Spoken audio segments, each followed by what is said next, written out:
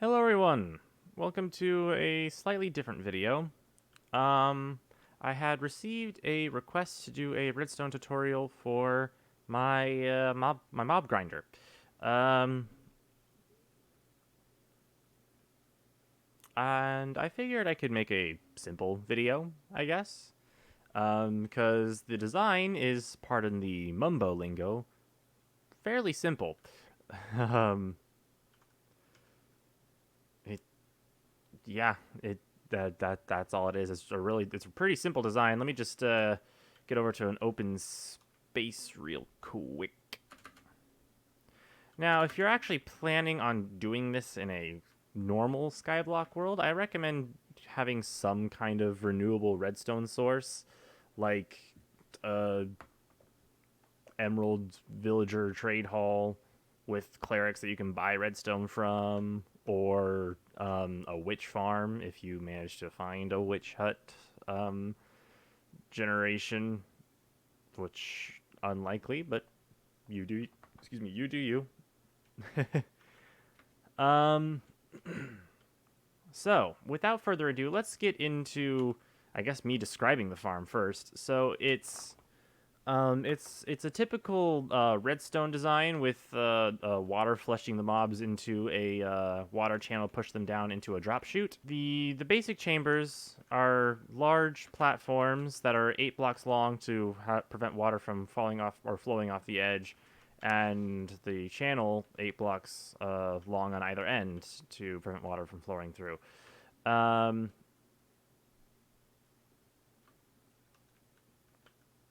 Words. And I only used stairs and slabs in this design just to keep with the whole theme of the original mob grinder I had built that used pathfinding to trick mobs into just walking off the edge in the farm. And that honestly made it a lot harder to build this, as dealing with stairs facing the right way was not fun. Um, so I don't recommend building it out of stairs. It's not necessary. I just did it because I wanted to get rid of the extra materials and keep the aesthetic of the original design. Or the original farm, I mean. So, with all that in mind, let's get into building the actual farm. Now, for like any typical mob grinder, you're going to want to build it high enough up to either bring the mobs down to one hit with any weapon, or just outright take them out instantly. Either way works for you. So, if I'm not mistaken, it's about 22 to 30 blocks for bringing them to one hit territory. It's somewhere in that range. I don't entirely remember. And then pretty much build it as high as you want for insta kill territory. Something higher than that for insta kill territory. Um, I don't know how high it needs to be insta kill for witches. I don't remember that. But we're just gonna build it up right here, and for um, convenience sake, there we go.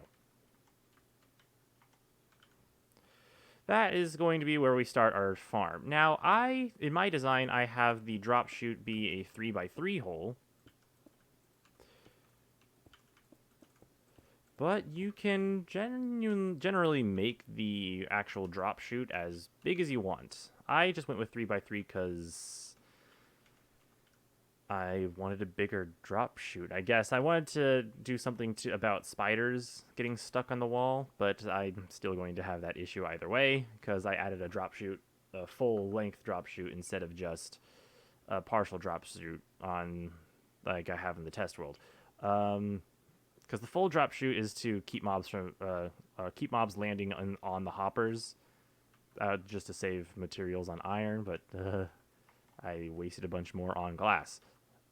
Ranting aside, again, you can make the hole as big as you want, as long as it's big enough to fit a spider through. So minimum is 2x2, unless you're trying to make the farm spider-proof, which actually I don't think that would work. So yeah, minimum hole size is 2x2. I went with 3x3. We're going to build a 4x4.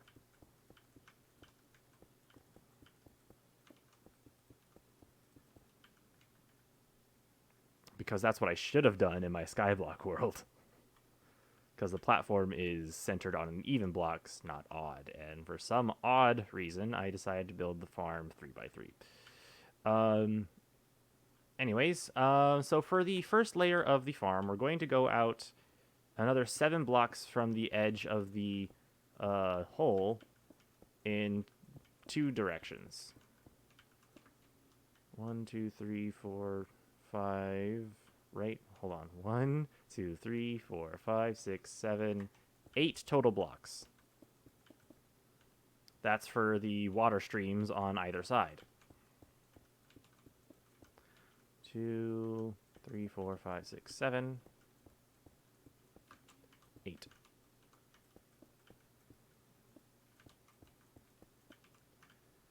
And then on either side of these platforms, we're going to build up 3 blocks actually. 3 blocks.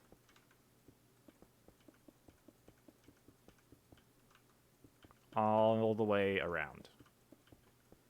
3 blocks. One more layer. And then we can wait to put the water in at the bottom until later, but I'm going to do this right now. And if you have a water source, or if you only brought 2 buckets up with you, that is perfect. You're only going to need 2 buckets for now. So put 1 here, and then just do infinite water source manipulation, I guess, to fill out the rest. So place a bucket down, and then 2 blocks away, place another bucket down to make an infinite water source, and then grab from the middle and place 1 on the remaining slot. And you can do that for as many water sources as you need.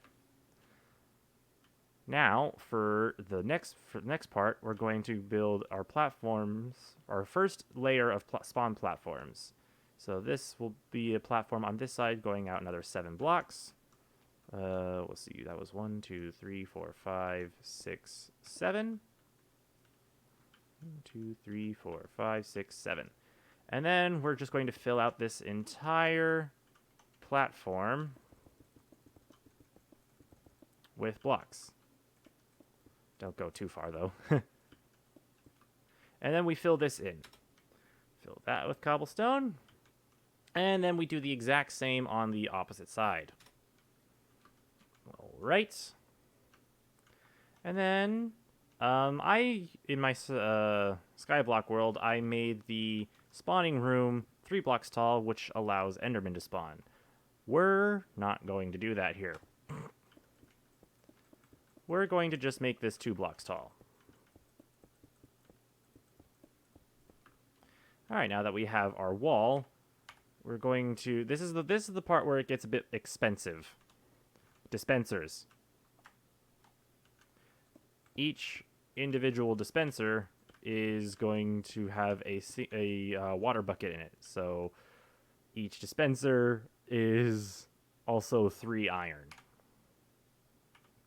And I already have a water bucket in each dispenser, but if you're doing this in survival, once again, you're going to need a bucket for each dispenser, and empty buckets only stack to 16, while you can't stack water buckets. So you're gonna need a few trips up and down for this part.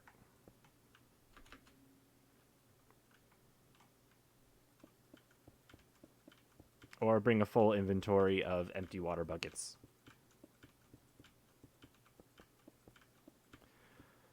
But as we're going along, we're going to be placing dispensers. I forgot to mention this. Dispensers along the back walls of both sides of the platforms, like so that when they dispense the water will flow just to the edge of the platform and not go over.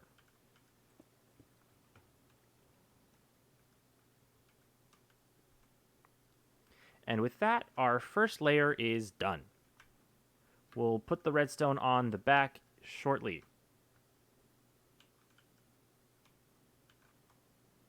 But for now, we're going to put a roof over this. Boom. Roof on the thing. But while we're down here, we're just going to put a block behind each of the dispensers and a piece of redstone on top of that.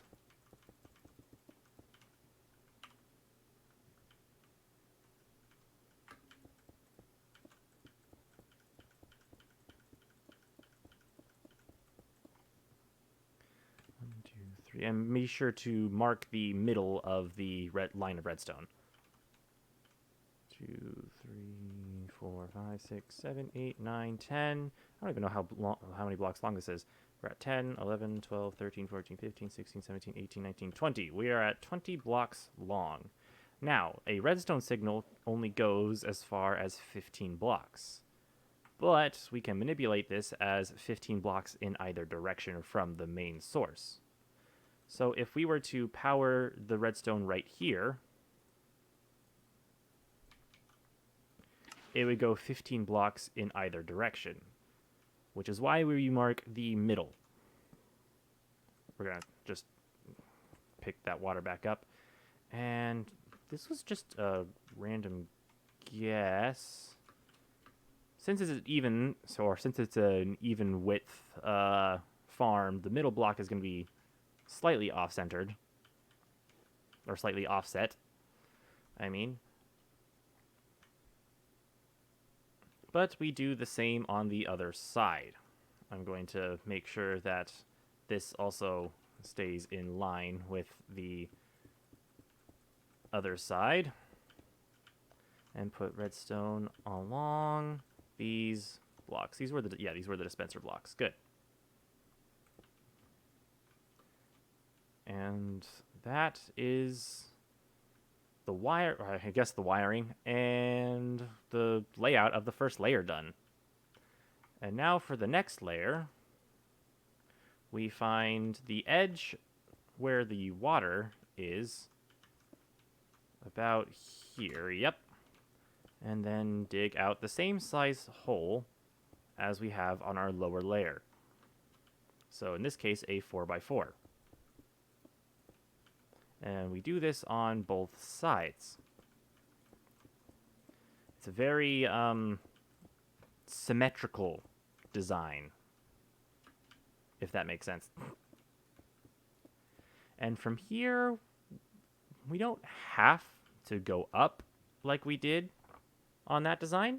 In fact, I'm not going to this time.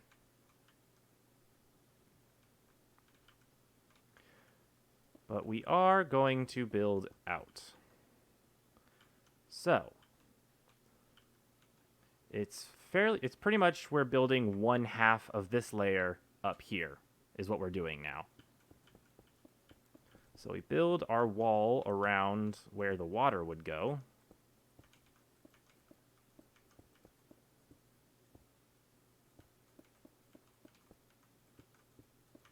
Since the farm is already, or since the ceiling is already at the perfect length for water flow, this shouldn't cause an issue.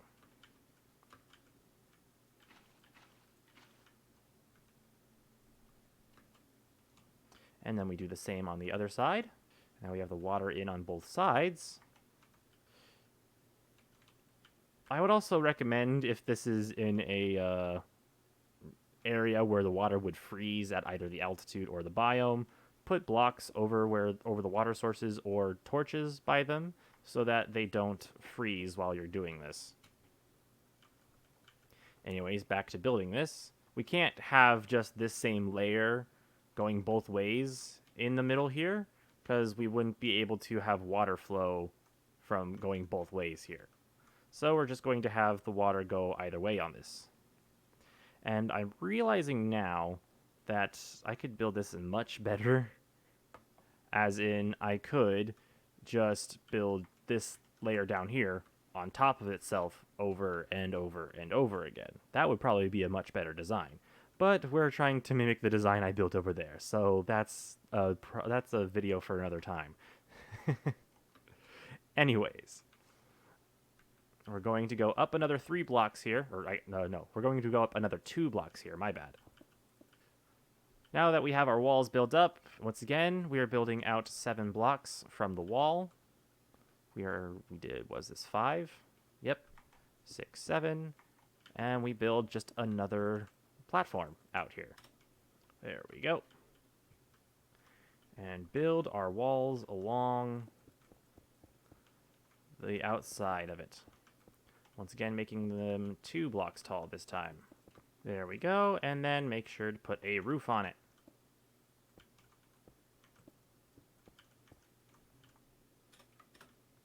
We'll just do that right now. Do not forget to put the dispensers in, by the way. Alright, now with all the dispensers in, we can go back out. Ugh. And then put a block behind each dispenser. And then line the top with redstone.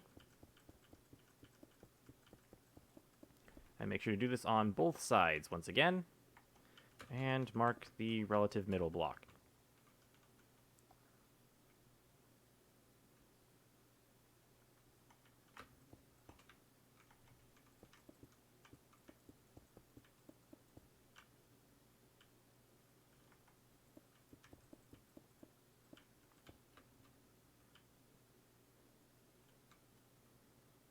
Redstone along the top.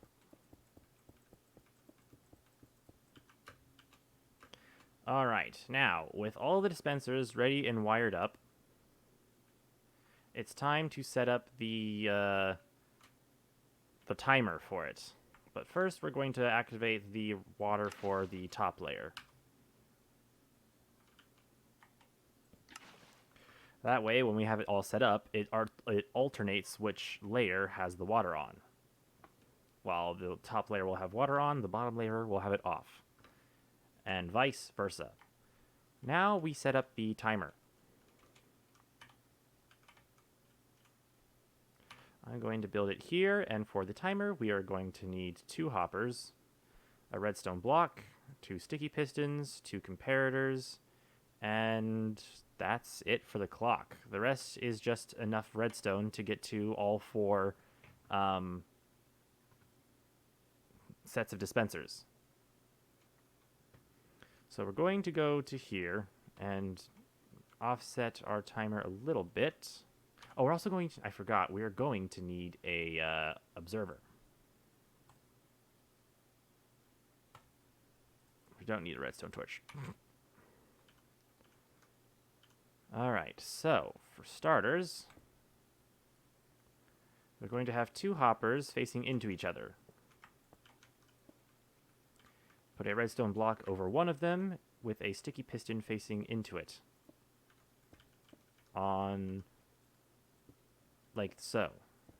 And then on the other side, have another piston facing into it, but a block away. Like so. Set the redstone block. If this piston powers this block, or if this piston gets powered, it pushes the redstone block into the other piston, and vice versa. Now next to our hoppers, we're going to put comparators on either side facing away into a block with a redstone dust on top of it, powering the piston.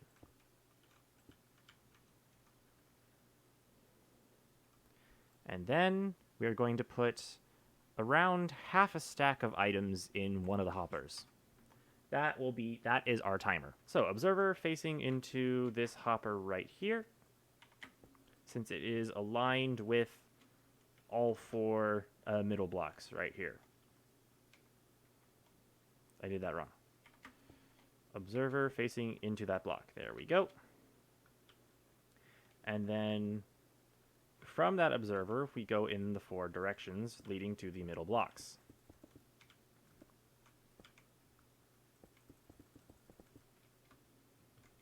Since we put this timer a bit lower, we're going to have to go up a bit.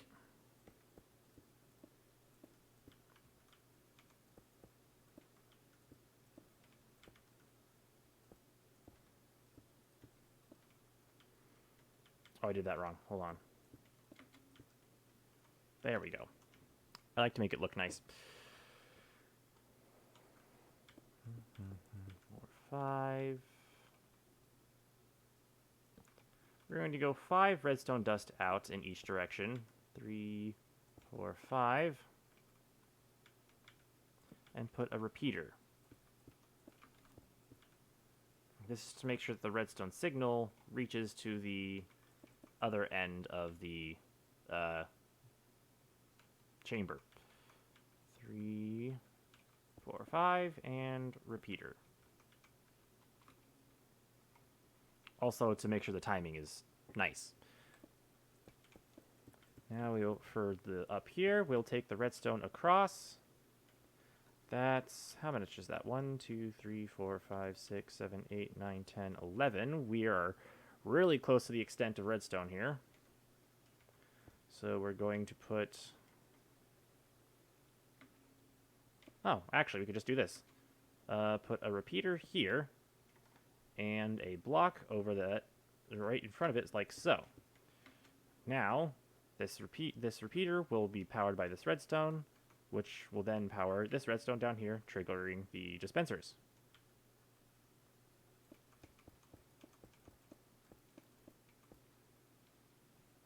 Repeater and block. Perfect. That is now the top layer fully wired up. Now for the bottom layer,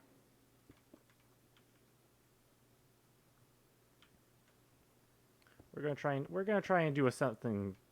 we're gonna change this up over here.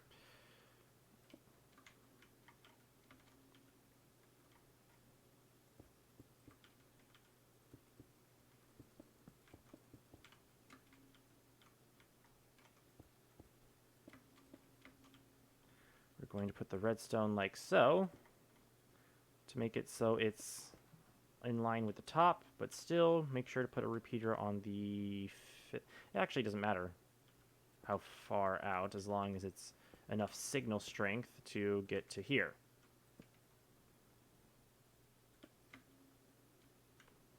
Ooh, but I have 2 repeaters on this, so a second repeater would actually make it so it lines up better.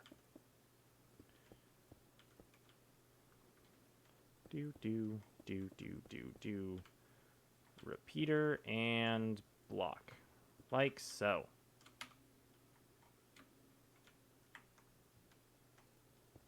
Or just get rid of these markers, because they're not really needed anymore. Alright, we'll just have a repeater at the bottom like so.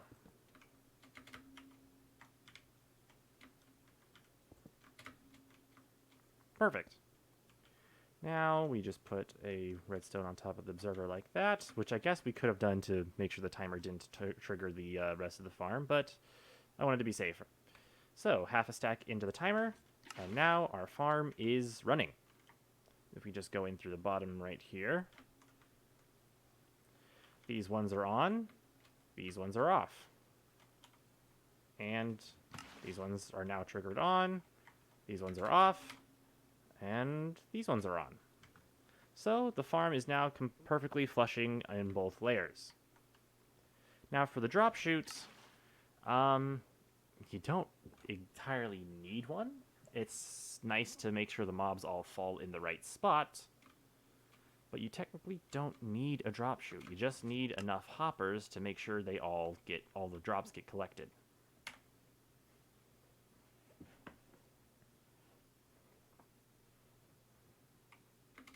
But that is the farm. You can improvise your drop chutes and your collection systems. That's not going to be part of this tutorial. The tutorial was the farm, which, now that I've seen it, looks like a frog. I cannot unsee that now. It looks like a frog. I see the face.